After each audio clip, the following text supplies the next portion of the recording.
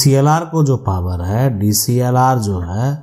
वो एक तरह से जो उनको पावर दिया गया, और सीओ का अगर जो पावर की बात करेंगे तो इनका पावर जो है उसको खत्म कर दिया गया। तो ऐसे बहुत सारे जो हैं जिनके बारे में आप जानेंगे। देखें, सबसे बड़ी बात यह है कि ये जो जमीन है ये अगर मान लेते हैं श्याम राय के नाम से दर्ज है, तो अगर ये जो व्यक्ति श्याम राय हैं तो श्याम राय के अगर मान लेते हैं वंशज जो हैं म्यूटेशन के लिए यानी दाखिल खारिज के लिए उन्होंने अप्लाई किया, दाखिल जो खारिज है उसके लिए अप्लाई किया। अब ये जो दाखिल खारिज है सीओ को आवेदन एक तरह से दिया गया, आवेदन जो है यहाँ पर दिया गया, इसलिए कि यहाँ पर जो वंशज हैं वो एक तरह से 3 हैं और ये किसी 2 के नाम से दाखिल खारिज के लिए अप्लाई किया गया। तो सीओ को जो है तीसरा जो भाई है, तीसरा भाई आवेदन जो है यहाँ पर आवेदन दिया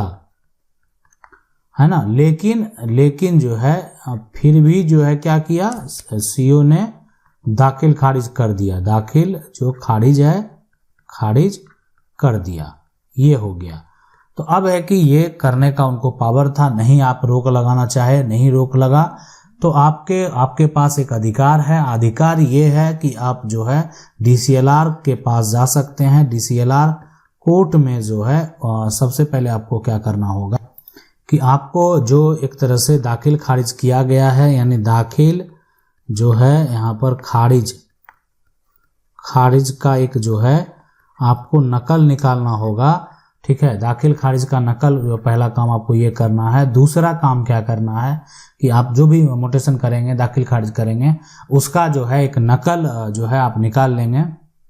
इसलिए कि आप वहाँ पर जो है केस फाइल करके उस पर रोक जो है अगर नहीं लगा पाए, ठीक है, मान लेते हैं आप आवेदन करके रोक नहीं लगा पाए, तो आप केस फाइल करके उसको जो है कैंसिल जरूर करवा पाएंगे। तो ये काम जो है आप डीसीएलआर कोर्ट में कर सकते हैं। देखें, अगर कोई सीओ जो है, अगर जो सर्कल ऑफिसर अगर वो गलत करेंगे तो वो म्यूटेशन जो है, वो दाखिल खारिज जो है वो कैंसिल कर दिया जाएगा, है ना। उनकी अगर गलती होगी, उनकी त्रुटि होगी और आपके पास उसके पुख्ते सबूत होंगे, अगर वो फिर भी आप उनको कहते रहे वो नहीं माने, तो वहां से आपको न्याय जरूर मिलेगा। आज जो सवाल है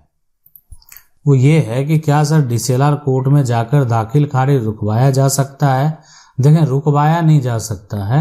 होने के बाद, यानी होने के बाद आप उस पर जो है एक्शन ले सकते हैं। दाखिल खारिज को जो है रोकना और या करना, यानी दाखिल खारिज प्रक्रिया को जो है एक तरह से फाइनल करना या रोकना, ये दोनों पावर जो होता है वो सीओ के पास होता है। अगर वो आपका पक्ष में, यानी उस पर जो है आपने रोक के लिए आवेदन दिया, लेकिन फिर भी दाखिल खारिज जो है वो हो गया, दाखिल खारिज अगर जो है वो हो गया, तो अब जो है अगर आप चाहते हैं कि उस पर रोक अब वो नहीं लगेगा, अब तो वो हो गया, अब आप उसको जो है कैंसिल करवा सकते हैं, उस फैसले को कैंसिल करवा सकते हैं जो सीओ के द्वारा लिया गया। तो ये विकल्प है, ये कार्य आप कर सकते हैं। अब अगला जो सवाल है, ये कह रहे सर हमारा जमीन विवाद चल रहा है, जो विपक्षी पार्टी है उसका नक्शा संशोधन का केस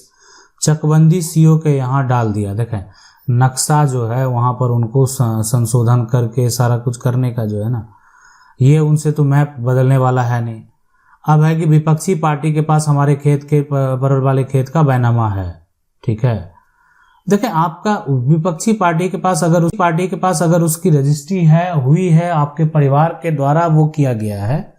ना, तो वो तो अगर वो सही है तो वो तो मान्य होगी। अब हमारे खेत में वो लेना चाहते हैं, क्या सीओ विपक्षी पार्टी को नक्शा संशोधन करके रोड पर जमीन दे सकते हैं? पहले देखें, आप एक तरह से खुद वेरीफाई कर लें कि अगर आपका ये एक तरह से नया नक्शा है या आपका जो एक तरह से पुराना नक्शा है, और वो जो बैनामा एक तरह से उनके पास है ना, उनका सही पोजीशन होना क्या चाहिए चकबंदी के पहले वाला से हिसाब से और वर्तमान सिचुएशन के हिसाब से। अगर वो देखें, क्या होता है कि कानूनी तौर पे अगर वो व्यक्ति भी अपने पोजीशन पर जो है सही है तो फिर आपको दिक्कत हो सकती है, लेकिन आपको लगता है कि नहीं आपके साथ गलत हो रहा है, तो आप इस पर जो है जैसे ही सिविल कोर्ट में आप केस फाइल कर देंगे, ठीक है, जो अधिकारी हैं वो कुछ कर ही नहीं पाएंगे, उनके पास फिर कोई पावर नहीं रहेगा कि सिविल कोर्ट में जब मामला चल रहा है तो ये भी उसमें आकर अपना हस्तक्षेप करें। नेक्स्ट क्वेश्चन जो है ये कह रहा है my mutation case was cancelled for not submission of death certificate of our grandfather, है ना। अब इन हुज नेम द खतियान whereas I had already submitted the death certificate to कर्मचारी but he didn't give any receipt. I had also यहाँ पर forwarded the certificate through WhatsApp to कर्मचारी as well to CO2. What should be done now?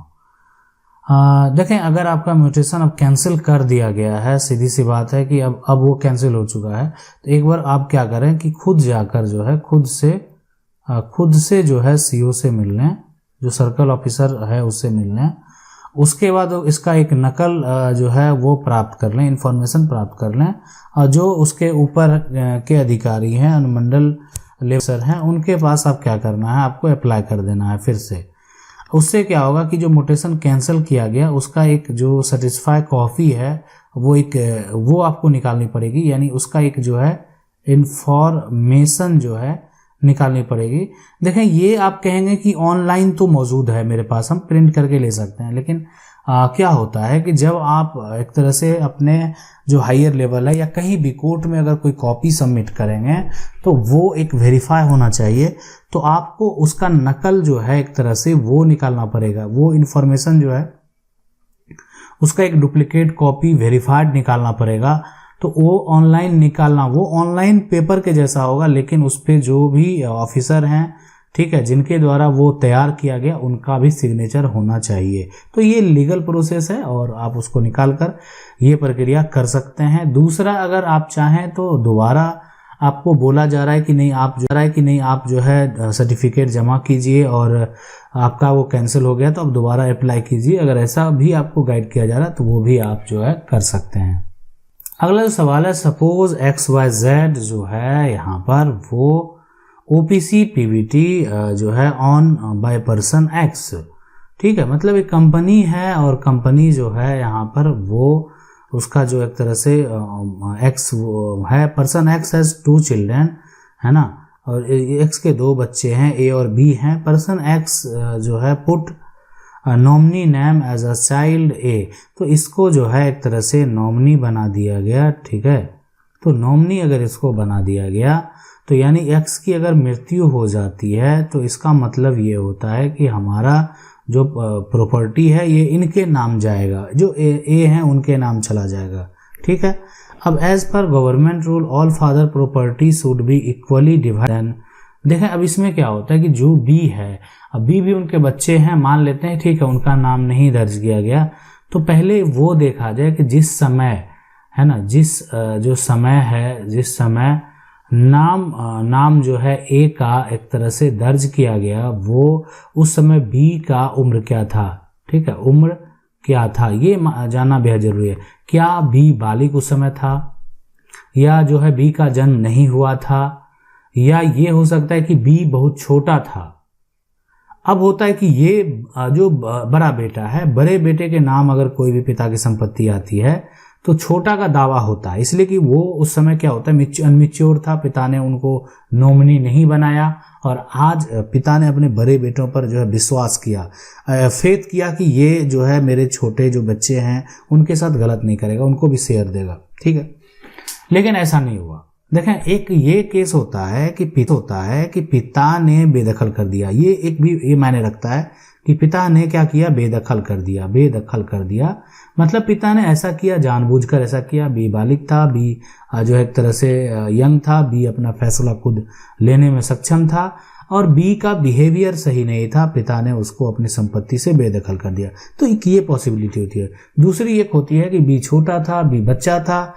B को उतनी समझ नहीं थी, इसलिए पिता ने क्या, और B का हो सकता है कि जन्म भी नहीं हुआ था, इसलिए पिता का जो अपने कंपनी है उसमें वो पिता ने A का नाम मेंशन कर दिया, जो उनके बच्चे हैं उनको मेंशन कर दिया, तो ये भी हो सकता है। अब A यहाँ पर विश्वासघात कर रहा है, तो उस केस में क्या होगा, जब पिता ने बेदखल किया है तो B को कोई संपत्ति नहीं मिलेगी, ठीक है, कोई संपत्ति जो है संपत्ति नहीं